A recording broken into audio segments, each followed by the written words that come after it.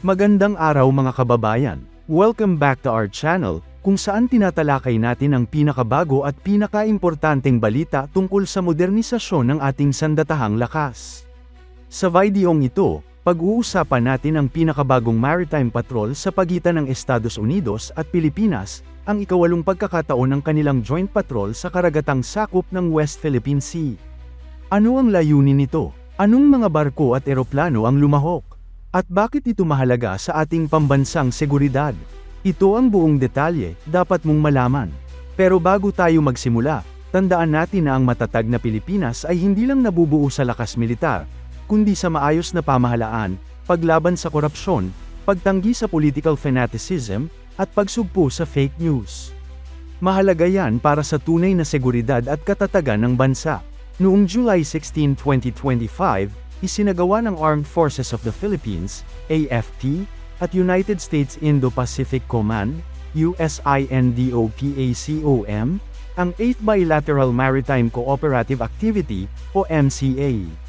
Sakop ng patrol ang malawak na karagatan mula Palawig, Zambales hanggang Cobra Island sa Occidental Mindoro.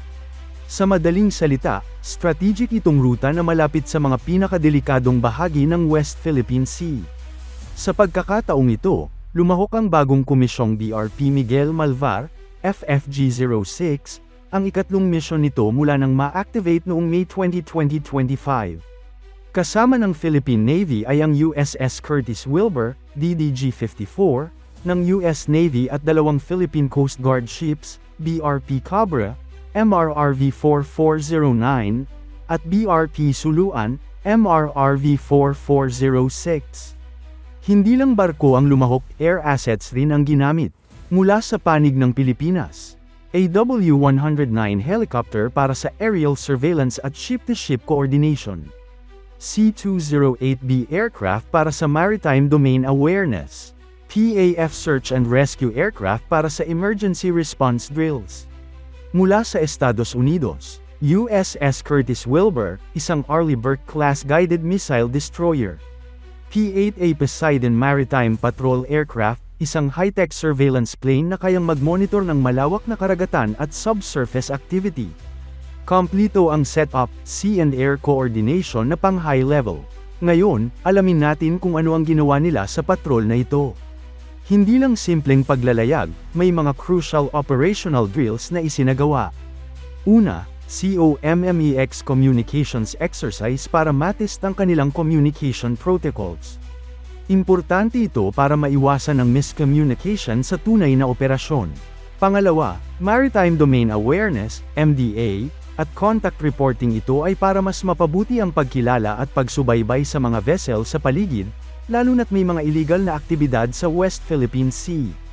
Pangatlo, Visit, Board, Search and Seizure, VBSS. Ito ay isinagawa ng PCG, kung saan tinest ang kanilang kakayahan na magsagawa ng boarding operation, gamit ang SO Pass for Law Enforcement at Anti-Piracy.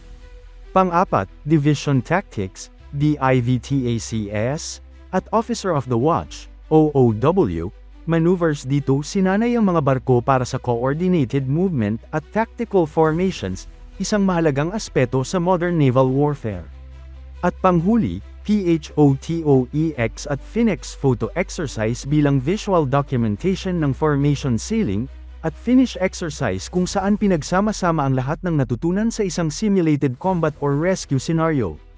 Bukod sa mga drills at maneuvering exercises, mahalagang banggitin na ang ganitong klase ng maritime cooperative activity ay may strategic at diplomatic impact din, hindi lang sa Pilipinas kundi sa buong rehiyon ng Indo-Pacific. Una sa lahat, ang pagkakaroon ng regular na joint patrols ay nagpapadala ng malinaw na mensahe sa mga bansa o aktor na nagsasagawa ng agresibong aktibidad sa ating Exclusive Economic Zone, EEZ. Isa itong forma ng deterrence, kung saan ipinapakita na handa ang Pilipinas na ipagtanggol ang karagatan nito, hindi mag-isa, kundi kasama ang mga kaalyado nito tulad ng Estados Unidos. Pangalawa, nakakatulong ito sa capacity building ng ating mga tauhan. Sa bawat joint patrol, natututo ang ating Navy at Coast Guard sa mga modernong pamamaraan ng operasyon, lalo na pagdating sa interoperability, o ang kakayahang magsanib at mag-operate ng sabay sa ibang bansa gamit ang standard procedures. Isa itong malaking tulong lalo na sa mga sitwasyon ng disaster response, piracy, o search and rescue operations. Ikatlo, may epekto rin ito sa maritime awareness ng mga lokal na komunidad, lalo na sa mga isla o baybayin na malapit sa lugar ng operasyon. Ang presensya ng mga barko ng Navy at Coast Guard ay nagbibigay ng kumpiyansa sa ating mga kababayan, lalo na sa mga mangingisdang Pilipino na araw-araw humaharap sa panganib mula sa harassment o panggigipit ng dayuhang puwersa. Higit sa lahat, nagiging daan din ito para sa palitan ng intelihensya, teknolohiya, at karanasan sa pagitan ng Pilipinas at Estados Unidos. Tulad ng paggamit ng P-8A Poseidon maritime aircraft, na may kakayahang mag-detect ng submarino at surface activity, isang bagay na kasalukuyang nilalayon pa lang ng Pilipinas na ma-develop sa sariling kakayahan. Ito rin ang dahilan kung bakit binibigyang diin ng pamahalaan ang kahalagahan ng mga bilateral at multilateral partnership sa larangan ng defense at seguridad.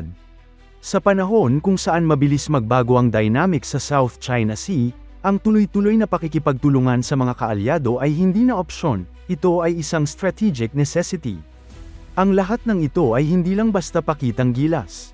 Ayon kay AFP Chief of Staff General Romeo S. Bronner Jr., layunin ng ganitong aktibidad ay ipakita ang commitment ng Pilipinas at Estados Unidos sa free, open, and secure Indo-Pacific. Aniya, these maritime engagements demonstrate our commitment to maintaining a free, open, and secure Indo-Pacific. The 8th bilateral MCA reinforces both countries' shared commitment to upholding international law, freedom of navigation, and regional stability. Sa madaling salita, ito ay pagpapakita sa buong mundo na hindi tayo magpapagapi sa anumang banta sa ating karagatan. Mahalaga ito lalo na ngayong may mga ulat ng intimidasyon at harassment sa ating mga mangingisda at Coast Guard sa West Philippine Sea. Special mention din sa BRP Miguel Malvar. Ang barkong ito ay isa sa mga bagong modernisadong frigate ng Philippine Navy.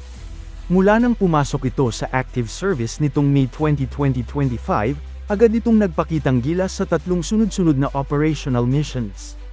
Malinaw na ito ang simbolo ng tuloy-tuloy na modernization ng ating Navy, isang mahalagang bahagi ng Self-Reliant Defense Posture, SRDP, ng bansa. Sa kabuuan, ang ika-8 Joint Patrol na ito ay patunay ng lumalalim na ugnayan ng Pilipinas at Estados Unidos sa usaping maritime security. Habang patuloy ang tensyon sa West Philippine Sea, mas lalong nagiging importante ang mga ganitong cooperative activities upang tiyakin ang proteksyon ng ating karagatan at soberanya. Marami pa tayong dapat abangan, kaya kung gusto mong updated sa mga latest development sa defense at security ng Pilipinas, don't forget to like, subscribe, at i-click ang notification bell. Hanggang sa susunod,